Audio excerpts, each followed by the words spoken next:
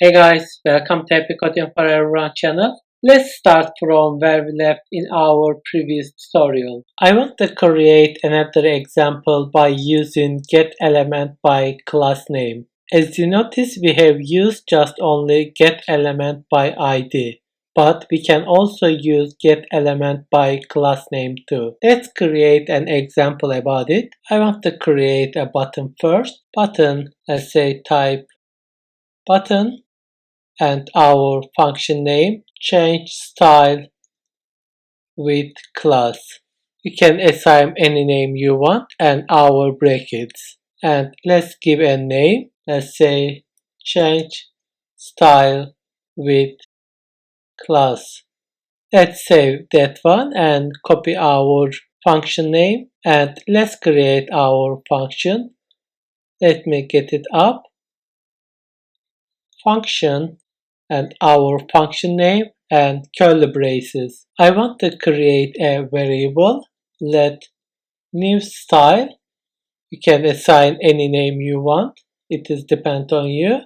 Document get element by class name and our class name text style and semicolon. That text style is coming from our HTML file.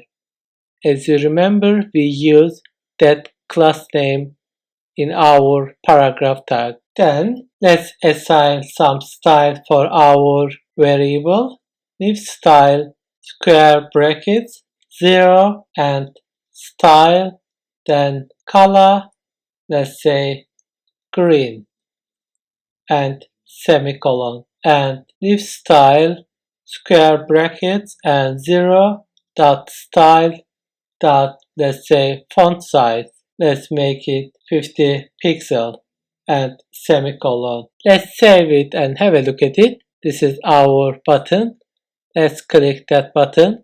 You see guys, we change size of the text and color of the text. I want to give more detail about why we use square brackets and 0. Let me display the message on console.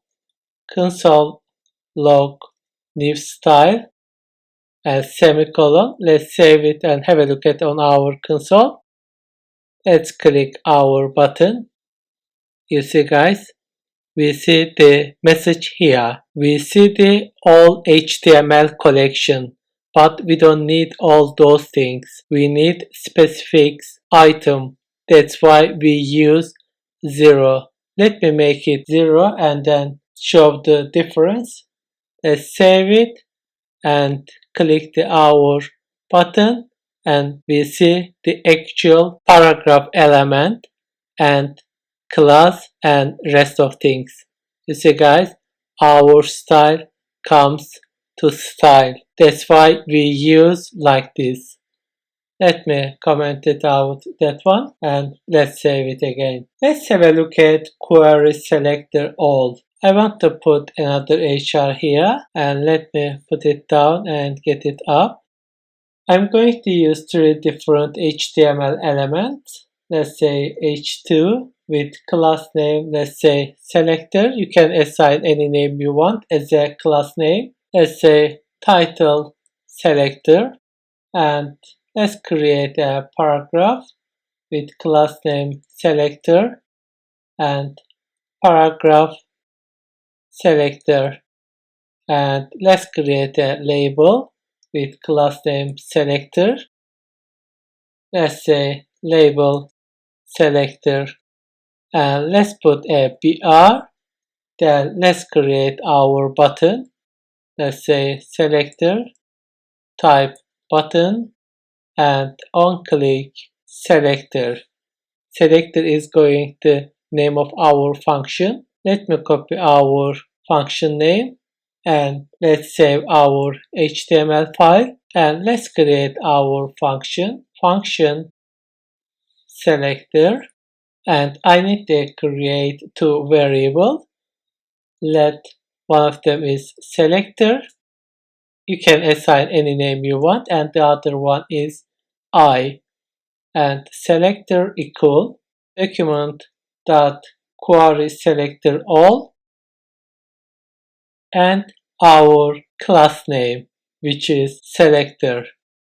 As you remember, we use selector as a class name and semicolon. And I need to use for loop I equal 0 semicolon I less than selector length and we increase I by 1 and curly braces and selector square brackets I then style and we can say background color equal, let's say, red and semicolon. In this loop, we scan all class name which name it as a selector.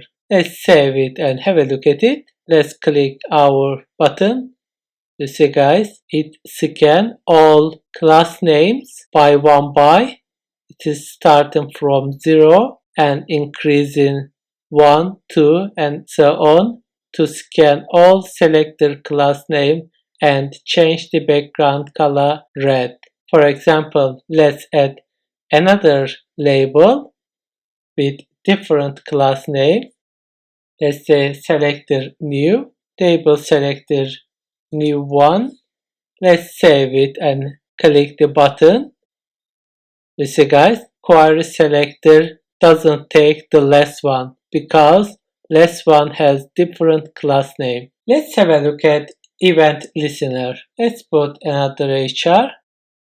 I want to create paragraph and ID, let's say listener text and button event listener. Type button and ID listener. We can save our HTML file and we can type our JavaScript code here. Let me get it up. Document get element by ID listener and add event listener clicked means when you click then comma. Let me get it down, that one, and we can type function and put like this, but as you remember we don't need to type function according to GS6 rules. We just need to put a arrow here, then curly braces and document get element by ID and listener text dot inner HTML equal and our text. Let's say event listener text and semicolon, and we can get it up here and let's put another semicolon here. Let's save it and have a look at it. Just need to click event listener. When you click it, we see the text. And lastly, I want to show error catching in JavaScript. Let me put another HR here and let's create a paragraph ID, let's say error text. We can save our HTML file and we can type our JavaScript here. We use try for it. We are going to use alert, but I'm going to put another T to get an error message and let's say welcome JS tutorial and semicolon and catch error curly braces and document get element by ID. Our ID name is error text, which is coming from here, and inner HTML equal error.message.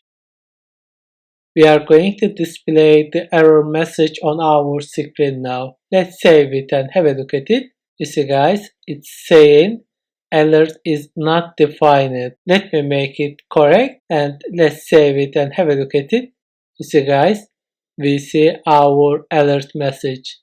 So we can use try and catch to display error messages. It helps us while developing projects. That's all for now. Thank you so much for watching it. See you in the next video.